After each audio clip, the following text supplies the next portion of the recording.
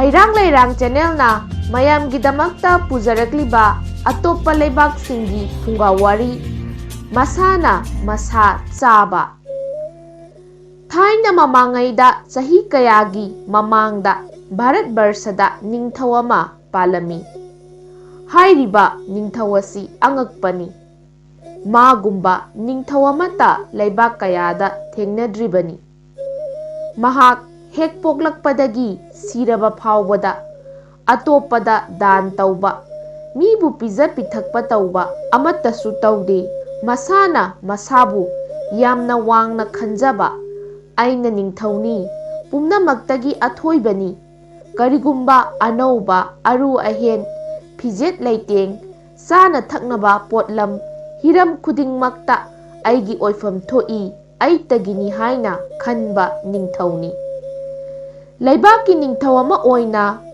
dharma karma amatasu taude punyagi maramda afaba thauram amattada pukning changlamde masagi nungainaba matagida khanba ningthauni supnatagi magi haibabu yogagi saktina swarga lok phangba asitani mana pamjaba matamna kanabu ngairamba taudana asum haukhibana Hauzik ningthau asigi punsi matam loisilakle magi aroiba matam laklabada yogagi saktina magi atma adu brahmalokta paikhirami brahmalokta lairiba atma sing angakpani mana taujarakpa karma falna jiba sing aram khaurangba leite saning thakningba pokte miramlenda leihoriba macha masu sing Sagai natai singna katlakpa jiba sing adugi aram khaurangba pokte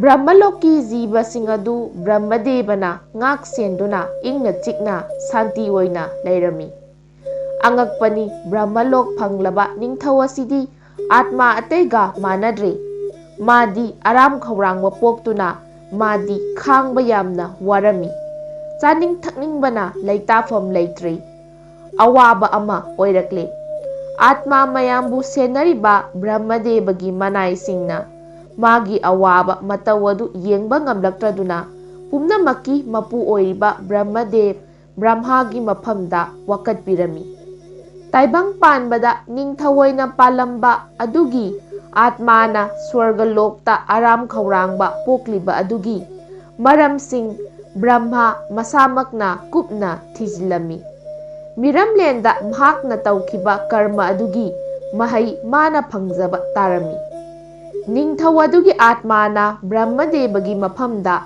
magi aram khaurangba koknanaba upai amatang nijarami kari tauba yabage haina upai ama thirami khanba makhai khallaba matungda ningthau adugi atmana aram khaurangba adu koknabagi damak miramlen taibang panda kumduna Masamaki haksangi saruk karadang phaktuna chaba tarami masina tanadi atopa upay amamuk leiramde adubu luribadi matau karamna taibang panda lehoriba magi masa adu atma aduna karamna sattuna sarugadage hangatcharami maduda Brahmadevana magi damakta mitna kuppada masagi asiba haksang adugi manakta yaunanaba dolai apaibi ama magi damakta thaurang taubire madudasu natana masamaki asiba haksang adubu pathapum thaba taudana matam chuppagi tekhattuna leinanaba sinbiduna ningthau adugi atmagi damak Brahmadevana hotnabirami ningthau adugi atmana aram khaurangba poklaba matamda swargagi dolai apaibi tongduna Masagi mahakchang bannamagi manungda leiriba mafam adu tana kumtharaklaga masagi mahakchang machet ama charaga matam khara lelami asumna taibang miramlenda amukkum swargada amukka taurami matam sangna asum lelakpana ningthaugi atmana Brahmadevta matau karamna magi awabase kukchagadagi haina hangatchaki Brahmana Nongma ningthau adugi atmada takpiki tau atma nahaki aram khaurangba amadi nasabu nasana chajaba asi kokkadabadi Sri Hari Bhakta oiba sakti chelaba muni amagi makhongda changjaduna nanggi awaba asi kokcharo haina bor ama pibirabadi nanggi yaifaba oigani. Matamduda nanggi awaba asi kokani. Madu natrabadi nahak haujik oiriba thawong asida asum leiba tabani. Sahi kaya haukre ningthau adugi mahakchang adu Brahmagi bordagi umang adugi manungda tagat tekna patha pumthaba yaudana hanagi matawgumna lengdan lairami. Nongmadi ningthau adugi lengdana lairiba mahakchang aduna lairiba umang adomda muni ama laklami. Muni aduna asum yenglakpa matamda umang aduda makhal makha kayagi ningthizaraba Heirang Leirang satli. Tawgumbasung khoimu inde ujek waya paide isuk chui. Muni aduna koina leiduna yenglakpa matamda swargadagi dolai apaibi amadi murti ama kumtharaklaga asiba hakchang amagi machet ama phaktuna chakiba urami.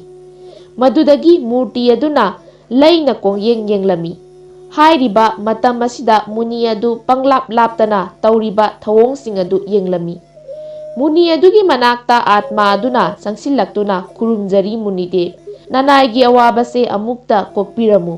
Nanay matam kayagi mamangdagi munibu ngaijaramlibani haina magi oiraba awaba wari pumba amata chithadana munida lijarami. Munina mana hairibasing adu aranba natraga tasengbara haina dhyan tawduna yenglami. Pumnamak tasengba ngakta oirabana munina magi awabadu kokpirage khalladuna amasung umang asibu asengba tritha ama oina semgatlage khalladuna ningthau adugi atmabu mukti pibinaba mahaki pairiba sakti leiraba patra adudagi asengba ising kharana ningthau adugi atma amadi leiramliba hakchang pumbada nang ngasidagi nangna tawjaba pap pumnamak kokcharo. Atma nahakna ngasidagi Brahmalokta mukti phangjaduna ingna pothaba oijaruro haina muni aduna takpirami. Asumna mafam aduda ising saithokduna sengdoklami. Mafam asidani muni aduna ashram semduna magi lainingpham oikhiba. Ingna chikna Heirang Leirang uhai wahaitana wata padana hainam leinamna churaba matik magun chauraba ashram ama oihankhiba. Heirang Leirang channel na mayamgidamakta pujarakliba atopa lebaki Phungga Wari ngasigi oinadi matang swaida loisinjare. Hayeng nungai nungairaba Phungga Wari singa loinana mayam pulap amuk thengnarasi.